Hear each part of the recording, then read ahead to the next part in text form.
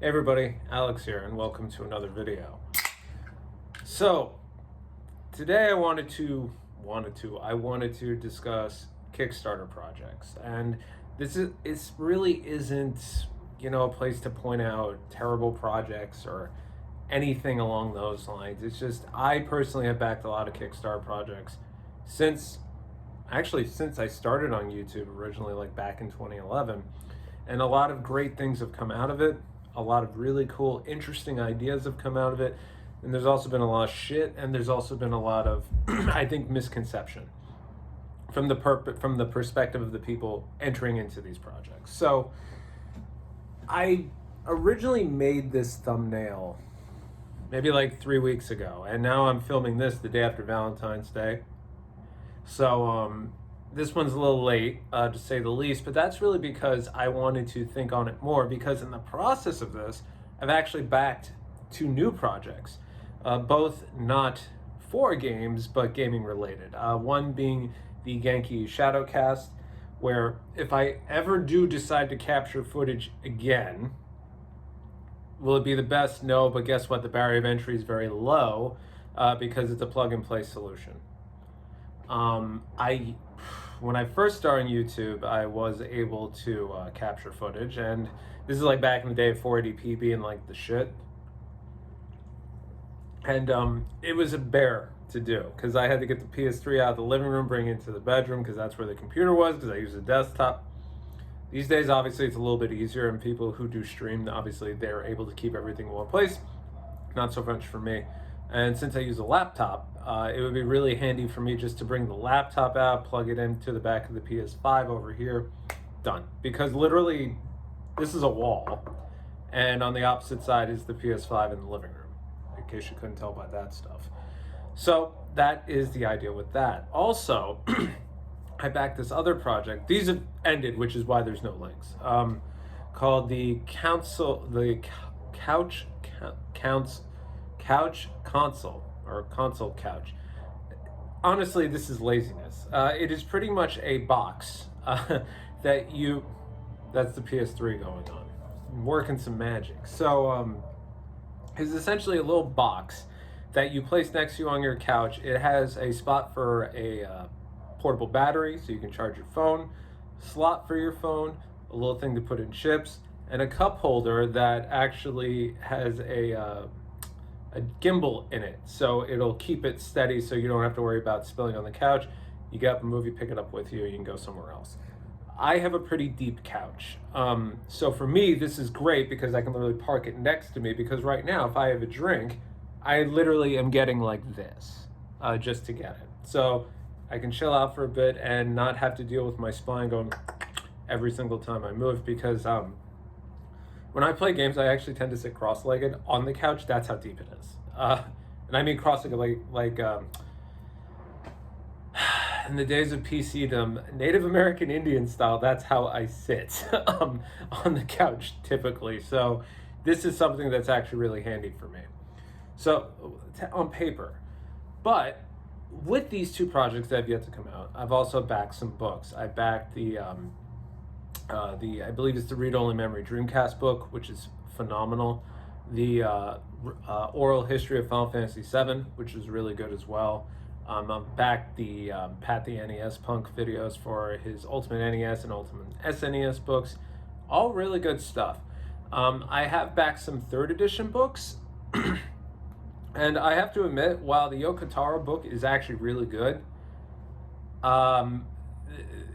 fucking disorganization, and this is really where I see that coming in, and that's where why I want to do a video on this, because ultimately, yes, a project may be something of passion, that doesn't necessarily speak to the person's business savvy or idea of how certain things are supposed to go or how they should go, or communication, because ultimately these are small teams. You can't totally blame them, but I've seen this in some projects I've been in, and again, I'm not really going to mention names unless it's a particular thing. Like if I say my number 9, for instance, you know who it is. But Battle Princess Madeline, for instance. I played it. I liked it. I'm not a fan of Ghosts and Goblins, really, or Super Ghouls and Ghosts, but this game I really liked. And they released their game, comes out, and everybody's kind of like, with it. Now there's a new version that comes out, and the developer even says, this is how I wanted to make it originally, and I didn't because of the way the Kickstarter campaign went, and the reworking, and da-da-da-da-da-da-da.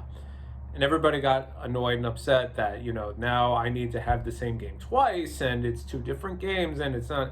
And then the physicals through limited run, why wasn't this offered to Kickstarter? And I'll be honest, I don't claim to know this individual's personal situation, but he basically just went on a bitch storm fest, being like, well, I can't believe this, and da-da-da-da. From a PR perspective, you don't do that. I get it, it hurts, it's your game, it's a passion thing. People don't care about your problems. I honestly, I felt touched based on what he was saying. The whole premise behind the game, I thought, that's what got me in the first place. But people who gave you money don't care at that point. They want what they paid for, as it were, right? So, but with that being said, at the same time, I understood the argument. He ultimately created the game he wanted. There was some tumultuous times. I think somebody left in the middle of the project. That's the thing. Like, I feel like, they advertise Kickstarter is not a store, and that is by design, because people, I think at the start, myself included, looked at it as a store. Hey, Pierce Solar, I'll buy that. No.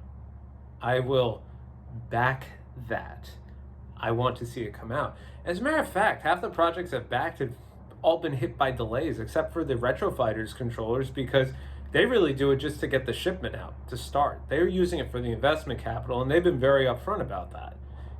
They're saying, listen, you're going to buy it, but we may as well take your money. We'll give you a little kickback, so it's almost like a break-even thing, and then we can add on to that order and then sell through our retail store. That is a brilliant model, actually.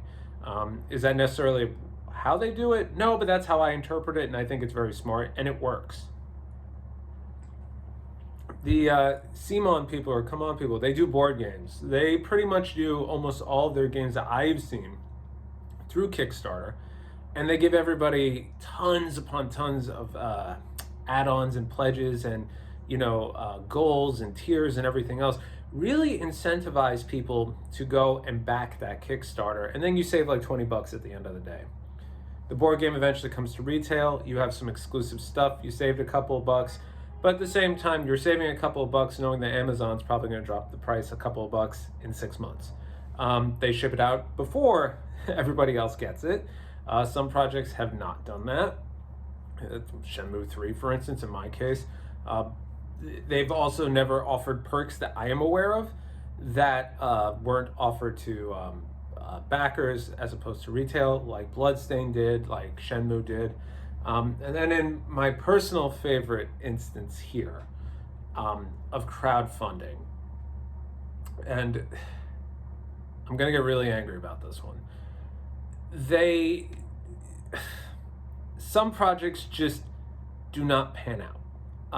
In the case of the Retro Sigma, which was supposed to be an all-in-one solution, an emulation box admittedly, it really pledged itself on being able to play almost everything, predating the Polymega, which went from FPGA to, I think, total emulation. I backed this thing on Indiegogo, and the thing is, with Indiegogo, you actually don't need a working prototype, I think. With Kickstarter, you do, for something like this. So thus it's on Indiegogo, and it was delayed tremendously. And then one day it showed up at my house, and I kid you not, it reeked of a product that was literally bought off of AliExpress. They slapped the sticker on it, and they shipped it out. Got the thing, opened it up, the back end isn't installed, nothing. It is a Raspberry Pi, literally. And it's not even the most updated version of a Raspberry Pi. It is literally like 3 versions behind. The third-party controller that they provided, which was supposed to look like a Genesis 6 button, was shoddily made. The buttons didn't fit properly. Ultimately, this thing was trash right out of the gate for me, and I thought, hey, maybe it's just mine. Maybe I got a bum one. Apparently not. Everybody got that, and then the developers basically just went and disappeared. That is poor, and this was written of, and this was I think at Wired. It was featured on CNN, CNET, all these buzz places, right? And that's how they do it. Now, admittedly, if a product comes out and it just doesn't pan out, it doesn't pan out. But from a business perspective, dude, like if you're going to be in the business of trying to make projects, and you can't locate investors, and you're relying on crowdfunding to target this particular demographic that does want to purchase your product, you need to be prepared to deliver on that, because people do not have the room for empathy on the internet, essentially. If it's shitty, it's shitty. And, speaking for YouTube gaming, if a review from 10 years ago has 1,000 billion views, and it's one of those ranty review shows that was trying to be edgy and funny, and you're watching it now in 2021, you're going to remember that person for that particular review and their very poor humor. AVGN, God bless him, has transcended all of that, thank God. But for instance, I was watching a review on Ty the Tasmanian Tiger, and I watched an older one first, actually. And it was literally one of those review shows that basically just pointed out every fucking flaw with the game. But watching it, I was thinking, like, this doesn't inherently look wrong.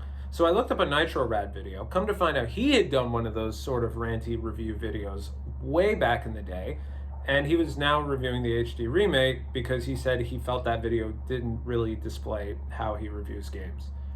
I'll tell you, man, he sold me on it, and he pointed out the flaws, and he did everything. And I've watched Nitro Rad once or twice, but I knew of him. But after this, I was like, okay, like from a journalistic perspective, this totally makes sense.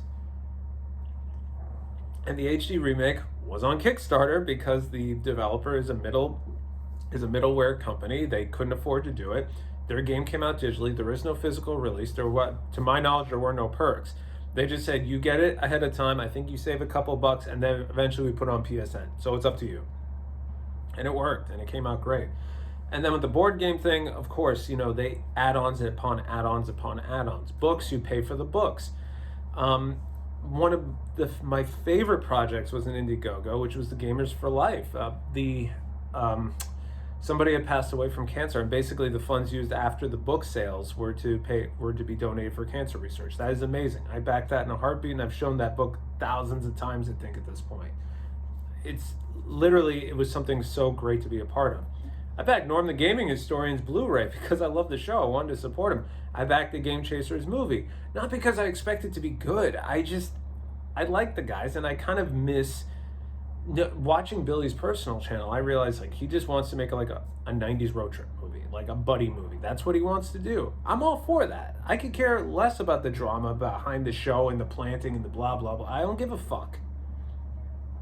But that's where it gets polluted.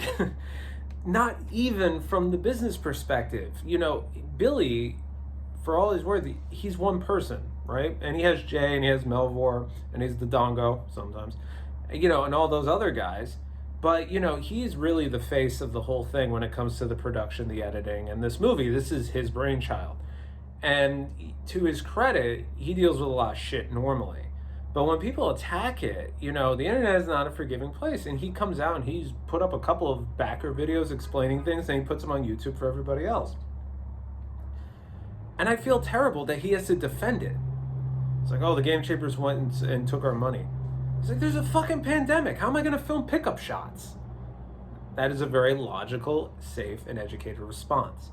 However, in the case of this particular project I was referencing earlier about Princess Madeline, he went in on his personal life and how people are mean, nasty, etc., etc., etc. Not the time and place, dude. I'm sorry, not the time and place. You look at Mighty Number 9, because how can I not mention it? And Kije Inafune basically has vanished from the face of the earth. But in the process of all this, somehow Recore came out and all these other things. So I don't know what's going on with him, but ultimately I think he really calmed the whole thing. But then, and this is really what prompted me to even want to talk about this, big name publishers are getting involved with backer projects. They are even, in some instances, trying to put up their own projects and not front their own money. Case in point, Wonderful 101. I love Platinum. Don't get me wrong. Why was this a Kickstarter? Maybe they had to buy the license from Nintendo. I don't know. But the fact of the matter is, they said, yeah, there's a Kickstarter for it, and everybody jumped, and they're like, oh yeah, it's going to come out retail anyway. So it's like, so why? Was it just to create a buffer because they weren't sure about the sales? I don't know the whole particulars behind it, but to me that sounds suspect. So what did? I wait for it to come out at retail. There was no difference in price. You got a slipcover. What's with the fucking slipcovers? That's not an incentive at all anymore, especially when a steelbook comes out. Lenticular, okay, now we're talking a little bit, but that I thought was kind of shady. And then with projects these days, a lot of them are getting picked up by publishers. 505 Games, for instance, with Indivisible, and now I think they picked up Erudian Chronicle, and they put out a backer post on it already, and up front they said, we were offered an opportunity. This is why I backed this project despite all my bitching and moaning. It was the degree of honesty behind it, and they say, we accepted this because it allowed us more opportunity for our game. However, we said we need to have full creative control. And if they apparently agreed to that, which I believe it when I see it, that says a lot, because honestly, that's ultimately they're going to tailor the marketing the way they want to do it. But the Erudian Chronicles team is like, no, we're going to do it the way we want to do it. And guess what? We're going to put up a backer store so you can add and customize your pledge a bit more if you want. I love that. It is literally like a people's project. I think it's, and maybe they've watched, maybe they've backed, maybe they've like, maybe we could do this better. But to me, it seems very educated. And, industry veterans or not, does not necessarily mean like, hey, I worked in hospitality for 15 years. I don't know housekeeping. I don't. Catering, I do. But maybe this person doesn't know about catering. Maybe this person doesn't know about banqueting. I don't know. They don't know. It doesn't necessarily mean that it translates fully. So perhaps in this instance, they're like, we're a development team. We really don't know about this whole publishing thing. Publisher shows up, says, we want to help you out with this project. We've done Indivisible, which admittedly was a little shaky on the Switch and a little weird. But hey, okay, we need to cover our bases, but you're not taking away creative control. And they're being upfront about it. That is the way to do it. Shenmue 3, which I just finished, that's the only reason why I'm bringing this up again. It's all after the fact. Oh, by the way, it's Epic Store exclusive. Oh, by the way, Deep Silver's doing the publishing. Oh, by the way, to me, it's like it's all orchestrated. And then Wonderful 101, it's like, oh, by the way, it's going to come out of retail anyway. It looks like trying to take advantage of hype and goodwill. And that ultimately, I think that's probably one of the worst parts about Kickstarter. But the most egregious are definitely the delays. And listen, stuff happens. Whether it's a pandemic, whether it's development troubles, whether it's a team leaving, which honestly, again, you need to make sure you have legal counsel so shit like this doesn't bite you in the ass. Or, in the case of a game that I recently found out about this morning, they took too fucking long and they can't get Vita cards anymore. I can't remember the total name. It is Sharon no Kuni, which is a visual novel that was supposed to come out on the Vita and PC localized, obviously. Originally, the project was started by Tokyo Otaku Mode, which I think is dissolved at this point, and it was picked up by Frontwing. In the process of all of this, they decided they were going to do a physical release of the Vita game, and they were going to partner with Limited Run to do it. It took so long for the development because apparently the developer missed like 8 deadlines that Limited Run had to dissolve the agreement because they said, listen, they're stopping production of Vita cards in the States. Try to partner with East Asia Soft. They did the introductions. For as much silliness as Limited Run does from time to time, this is the best business way to go about it. They made the introductions to East Asia Soft, explained the situation. East Asia Soft said, yeah, we'll do it for you. No problem. Because East Asia, I think, has a longer production cycle for Vita, which we see on PlayAsia. So that was taken care of. They communicated that. Wonderful. And then today, I get an email, February the 15th in the year of our Lord 2021, for a project I backed back in, I think, 2018. It is with great regret that we have decided to announce that although last-minute adjustments to the development and production cycle with all parties involved have been taking place until very recently, it has been confirmed as of last week that one of the main rewards for the project, the PlayStation Vita version of the game, both physical and digital, will not be able to meet the deadline for its production. As such, we will either be canceling or refunding or exchanging the Vita version of the game to the PC one for all eligible backers and pre-order store purchases. We deeply apologize. Okay. They go into a very long-winded post, which I'm not going to read here because I'm already going on for 20 minutes. And it literally step-by-step of what happened. And all of it is back-end. It's development troubles, it's changing of hands, it's absorptions, it's dissolvements, it's re-signing of contracts and new contracts. All business-related stuff. And Frontwing actually knows what they're doing. It seems like the way that this project started, they probably, because they were assuming control, they weren't able to guide it the way they wanted to. That's what it seems like. But more egregiously to this point, on the refund policy, they actually pointed out, we do understand this has been quite some time. If your PayPal is no longer active, or your credit card has been canceled, or you changed cards, we may not be able to refund you. That is how long this project has been. And guess what? The credit card I used for this to back this project no longer exists. So I guess I'll be getting the PC version since they even say here we don't know how to give you your money back, which is wonderful. But that's the whole thing with this. It's like, if there's going to be a delay, you're dealing with a small team and you're dealing with people who are expecting a product or a service. From a consumer perspective, the biggest risk, I honestly think, is the PR. Forget the money part. And I feel like a lot of these dudes, just when they put up these projects, they're all pipe dreams and well wishes. But then when the nitty gritty of actual business gets in there, it all starts to fall apart every single time. Development cycles, lack of communication, it doesn't come out the way they want it to. And in the case of the consumer, if a game that they backed on Kickstarter, another example, Sundered, everything I love about Metroid style games comes out, I play it, I hated it. I did not like it at all. I got rid of it. I sold it. Somebody bought it. Hands down, they loved the game. They even said, I can't believe you're putting this up. Because I backed one of the higher tier Kickstarter games, I think. And I said, honestly, I played it. I just didn't care for it. If you like it, go for it. He's like, yeah, this is like one of my favorite games. I love roguelites. I'm like, roguelikes, yeah. Everything's a fucking roguelike. But ultimately, I really just think,